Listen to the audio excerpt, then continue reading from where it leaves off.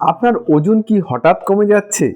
খিদে ঠিক থাকলেও শরীর শুকিয়ে যাচ্ছে, বুক ধড়ফড় করছে, হার্টবিট বেড়ে যাচ্ছে, হাত পা কাঁপছে বা অতিরিক্ত ঘাম হচ্ছে?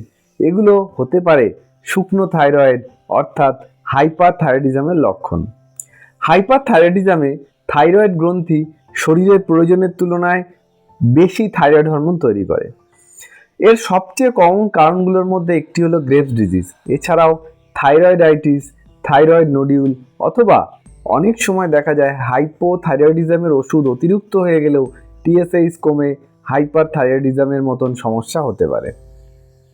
এর গুরুত্বপূর্ণ লক্ষণ হলো ওজন কমে যাওয়া, বুক ধড়ফড় করা, হাত কাঁপা, অতিরিক্ত ঘাম, গরম সহ্য না হওয়া, অস্থিরতা, ঘুম কমে যাওয়া, বারবার পায়খানা, চুল পড়া এবং মহিলাদের ক্ষেত্রে অনিয়মিত মাসিক। কিছু রোগীর চোখ বড় বা সামনের দিকে বেরিয়ে আসার মতনও দেখা যেতে পারে। তাই অনেকে আমাকে প্রশ্ন করেন, থাইরয়েড হয়েছে, বুঝবো কিভাবে?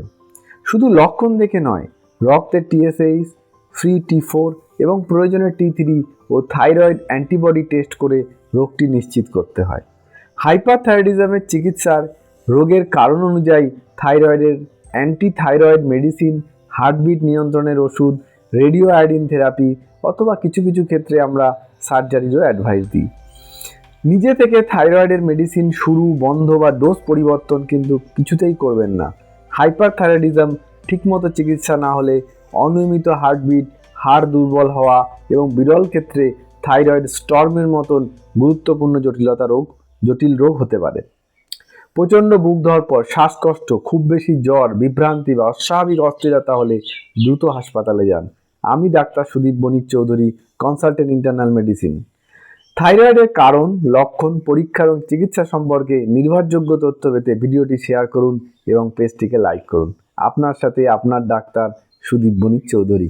নমস্কার, ভালো থাকবেন, সুখে থাকবেন, আনন্দে থাকুন।